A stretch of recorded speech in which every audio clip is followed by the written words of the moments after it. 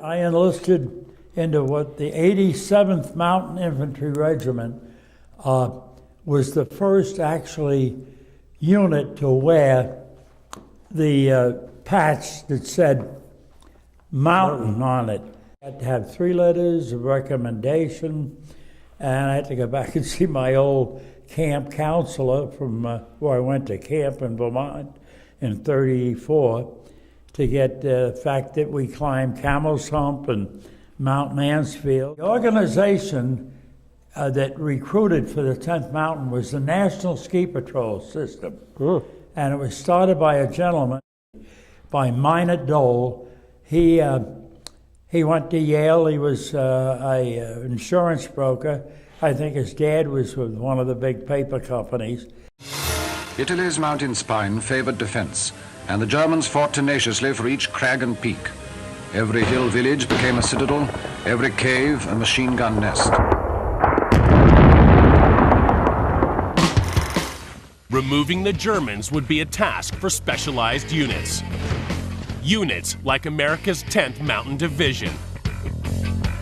This is the story of one of America's most unusual fighting outfits, the 10th Mountain Division.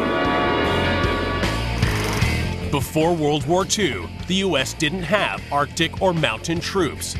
They hadn't needed any. But now, with Hitler rampaging through Europe, they had to evolve. The Army Chief of Staff gave an order to create a 1,000-man experimental unit, and its purpose was to put to a test this whole concept of mountain soldiers in our army. The 10th recruited proficient skiers and climbers. As skiing was an expensive, elitist sport in the U.S., most of the division were highly educated college men. We had one of the highest IQ divisions, if not the highest IQ division in the whole Army. It was through that organization and his recruiting of me and all the early cadre of all of them, the 15,000 that were at Camp Hale, which is on the back of this book. We had the greatest cross-section of outdoor people, everything from high-tension wire guys and a lot of mining students, geology students. We had the last of the real cowboys that used to drive the cattle north, came in with some forest rangers and stuff. And they were breeding to themselves, they really were. And we had all the top world skiers from Europe that wanted to get out before Hitler got to drafting everybody in Austria and what do you call it, the Norwegians. We didn't have too many Swedes. They were smart. They stayed out like they did, and so did the Portuguese, the Spanish, and Switzerland, and Liechtenstein, right? Mm-hmm. But we had a lot of Norwegians and a couple of Finns, and they were 14 and 15 fighting with their fathers, the Russians, where they blew up the lakes. We had 1 or 2 with us that were in that war, these kids. They were then like maybe 25 or 26. And they had stories you wouldn't believe of how to camouflage yourself. We had also Stephenson, the Arctic explorer, come in, show us how to build igloos. These men would need more than just brains when they went up against the Germans in Italy. They had to train their bodies to survive on mountains and in freezing temperatures. They have to be trained differently to operate in sort of a subarctic environment. Otherwise, they'd die. The 10th would also have to fight in impossible conditions. Waging war on skis and fighting up mountains is no cakewalk. They had access to a knowledge that allowed them to put terrain on their side rather than the mountains becoming yet another enemy. And so we had a lot of training, and we were, as a matter of fact, criticized for it by other units after World War II, because we did spend a lot of time in the States. We came back to the States after about 4.5, 5 months on the island of Kiska. The northern Pacific typhoon at sea and we came upon this Liberty ship. It had lost its complete power. And there were guys up there on the bridge waving at us, and here's a lifeboat full of guys. And this is a raging sea, and it was at night that we were trying to pick them up. For over an hour, they'd go up and then we'd go down, and we never did ever get them on board, and we often wondered what happened to them. I remember looking at the crow's nest, and we're doing like 45-degree banks from the tidal wave. And I thought, my God, you know, I'm like 75 feet the other side of the boat out here. And then next to it would go back again. And I thought, boy, hold on tight. You don't want to get blown out of this place. As it worked out, we got messages later on when we went into Dutch Harbor to pick up mail that they had finally a Navy cruiser had come up and assisted when the storm calmed down to get everybody off the boat before it sank. They broke the outfit up in half, and that's another story. There was great uproar over that because it was a volunteer. Everything was. I mean, you had the paratroops, you had the glider troops, everything was new. And I don't know whether you had to have 3 letters of recommendation, but at any rate, there was investigations even after the war. I think there were maybe some either state senators, or I'm not sure whether they were state senators from New Hampshire and from Vermont and from Massachusetts that had sons in our unit, and their families, 1 or 2 of them got transferred out, and I think there was a lot of noise over it at the Pentagon and right on down through the ranks. But at any rate, they cut us in half, and I made the cut in time to go to Italy. We went down to Texas for flatland, and the last minute, they doubled the size of the outfit.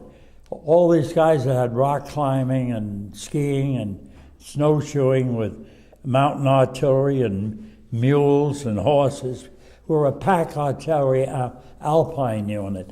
We had another 15,000 sworn in, to about 30,000, with half-tracks, tanks, full heavy infantry behind us. 10th Mountain Division were ready.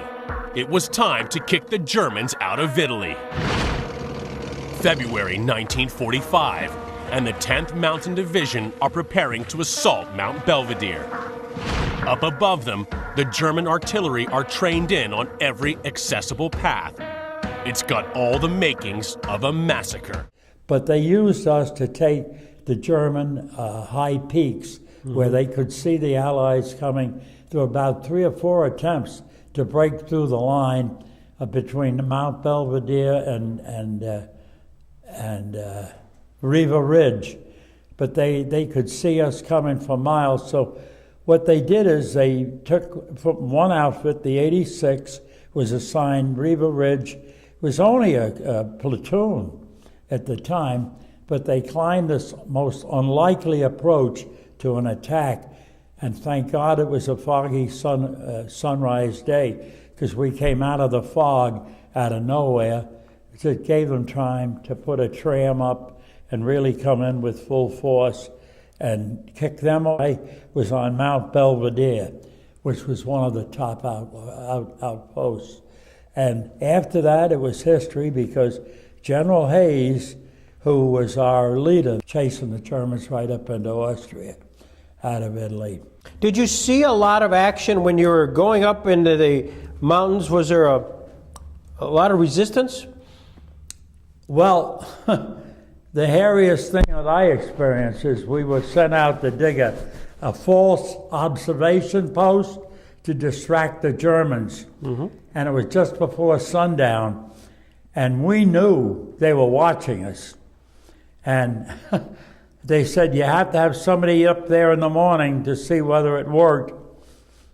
They sent me up. I don't know why, but I was there.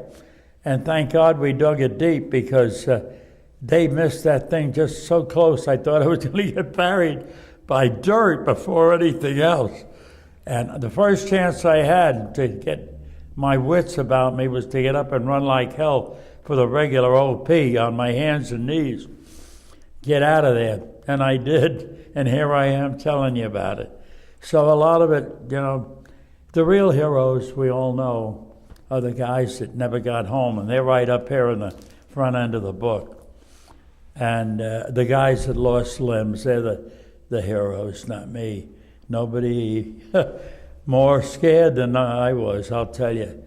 It's a hell of a way to have lifelong friendships, the combat of blood brothers of combat, I think people forget too soon, really do, the price paid. So would you be in front of the Fifth Army? Yeah, we were used to take the high peaks, Right. The bottom line. That's what our training was. But we kept going right after that, and we had the whole Fifth Army behind us. And it brought the war to a close in a hurry in Italy. It became obvious to both American and German commanders that the 10th was no ordinary combat outfit. We were sent home right after we took our mission, right after the war ended. The rest stayed, and a lot of them had points to come home way before we did. But we were headed for Tokyo Bay, back to the Pacific again. 30-day furlough at home. And thank God we're about 3 or 4 days out of Newport News, Virginia, when the first bomb went off. By the time I got a 30-day furlough done and a 10-day extension, my dad was dying of cancer. And so during that period, the second bomb went off. And I just cleared Times Square by 3 hours before the whole place exploded. And on the Times building, they had the electric sign going around, Japan surrenders. It was in the news that night. Of course, Colorado became a mecca of outdoor exercise and fun. Yeah, a lot of the guys, particularly some of the foreign guys, started it. They opened little ski shops, and others opened ski areas. The real heroes are the kids that never made it home to their girlfriends and wives and fiancés, and you never forget that. You almost can feel a guilt after it, right after the war, like how come them and not me? But it wears off and you never forget it. Yeah, really. That's all I can say. My part was not any different than thousands of others. You handed a gun and you did your duty. But as most of the guys say, it's an experience in a lifetime, but you wouldn't want to run through it again. The fact you're standing next to one another the day before and talking, the guy's dead when you get up in the morning. Got killed by shell fire during the night, or just within yards of yourself.